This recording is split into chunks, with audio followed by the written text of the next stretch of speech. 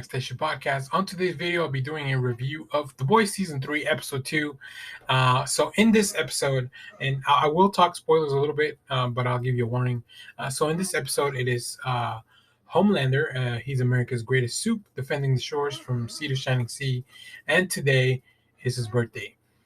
There's also a storyline where there's a contest to see who else can fill in the role of the Seven as they are reuniting. And then remember that there's a promotion for all this stuff. In the meanwhile, the boys are still trying to hunt down some new information. So let's get into it.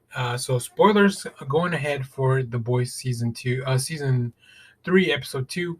So in this episode, we left off with Representative Senator Victoria. She is in charge of all this the Bureau of Investigations for Supes, which Hugh has been working under. Now, the problem here is that we know as of the end of last season that she's also a Supe, and she's the one that's been blowing up people's heads. So that stuff finally starts come to pass. A person from her past comes into the nowadays. This is all 12 months after the events of last season. So yeah, it's amazing that she's been kind of doing this for so long without anybody catching on. Unfortunately, this person from her past comes in. Hughie starts catching on to, like, maybe she, there's something interesting. There's something more that she's hiding, and Hughie finds out.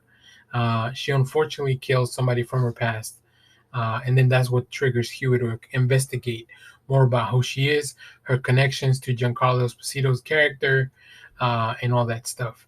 In the meanwhile, Maeve had given Butcher this Velocity, I think they call it Velocity 24. It's a different version of the Velocity serum that we saw in the previous season. This one gives somebody the powers of a Supe, but for only 24 hours. It's a temporary thing. So Butcher, she gives that to Butcher in case Homelander ever gets out of line, that she can help. That Butcher can actually help defend, right? We do have a few more things. Mother's Milk is still struggling with him just being a normal person and, being a father and just kind of hanging out and not really going after soups like they used to with the boys, right? It really just is Frenchie and Kimiko working with Butcher at the time. They uncover some clues about a weapon that can possibly kill Homelander, so they start chasing the clues, and that leads them to uncover more stuff about Soldier Boy. Now, from everything we know, Soldier Boy is like their version of Captain America, who will be coming, being played by Jensen Ackles from Supernatural. And we actually see a little bit of footage, some pictures, and we see some of the people that used to work with him. So Butcher's team of Frenchie and Kimiko, they go investigate these people, and as they confront them, they find more information. But of course, they get into trouble. And I just love these sequences. They have never, like, The Boys is not a show that holds back any of that just weird gore and like, there's so many. Every episode of this season so far has had just a big explosion of blood. Now, as I mentioned in the synopsis, this is also where we have Homelander's birthday. Bot is planning out this big party. In the meanwhile, they've also named Starlight co-captain of the Seven. So I feel it's weird because the more that Starlight gets into, like, power, the more that she's dug into this team, and the harder it's going to be for her to maybe get out eventually. She's also hosting, like I mentioned, I think in the last video, this competition to figure out. It's like a reality show of who will join the Seven. Somebody from her past, a hero named Supersonic, is one of the candidates. She actually used to date with him. She used to date him when they were younger. So we see a little bit more about her past. So it's very interesting because they're kind of planting the seeds for Starlight to have maybe another ally. Hopefully, this dude won't turn on her in the future, but we'll see, because there's been some inklings that he might have some issues as well. But once again, the highlight of this issue or this episode is Anthony Starr as Homelander as he continues to unravel. In his birthday, he always does like a birthday save of somebody, um, and he sees a young girl. And she's on top of a building, and it kind of recalls or homages story from All-Star Superman, where Superman talks to somebody that is on a building and they are maybe looking to jump, and Superman talks to this individual and they get down from there, and without having to do any heroic stuff, like Superman talks this person off the ledge and saves her life. Now, in this case, as Homelander is doing the same thing, talking to this young girl, telling her that, look, you can change your mind now, or you can jump, and then I'll just save you. We get some breaking news that Stormfront, who was not dead, we saw that at the beginning of the episode, that she's actually being kind of kept alive by a bot for Homelander. And that's a very weird relationship. I'm not even gonna get into all the details because it's pretty icky.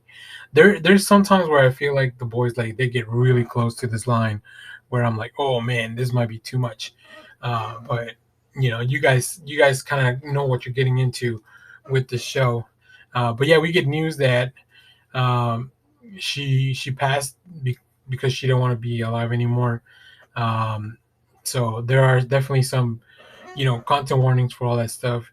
Um, but yeah, and Anthony, like, Homelander gets these news and he's really distraught because somehow, like, it feels like he kind of still cared and loved this person, or maybe just the idea of somebody actually loving him. We've seen that every time Homelander loses somebody that he not I'm not gonna say cares for, because I don't think that's the word, but I feel like it almost feel like he feels they're their property, they're his property, so he doesn't want to lose his things. That's kind of the way I see it. He, like I said, he keeps being unraveled. He keeps being just, and Anthony Starr plays that perfectly. Like, just the look in his face, the look in his eyes, and he finally snaps at his birthday celebration. He goes off and tells people, like, "I won't be controlled. Whatever. I'm Homelander. I can do whatever I want. Like, I'm more powerful than you guys." And of course, people like that. Like, there's a segment of the population that likes that and likes this Homelander that's, out, like, telling the truth and doesn't give a fuck or whatever.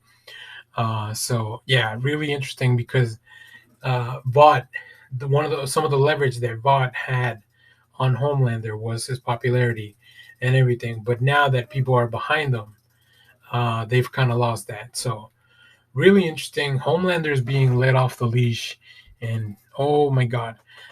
In the meanwhile, we do see Butcher going to visit Homelander's kid.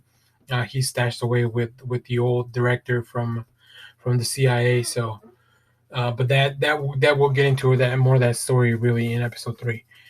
So once again, another really fun episode. I really like. There's so much happening with everybody. There's so many storylines.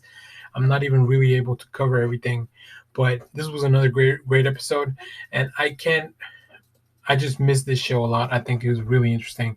So let me know down in the comments what you think of episode 2 and episode 1 so far. And as always, thanks for watching, everyone. Remember to share, like, subscribe, hit the bell so you know when we go live. That is most Sundays, 10 a.m. Central Standard Time. And stay tuned because we have more comic reviews, TV recaps, movie reviews, all that fun stuff here on the channel. So make sure to hit that subscribe button. And as always, thanks for watching, everyone. Bye bye.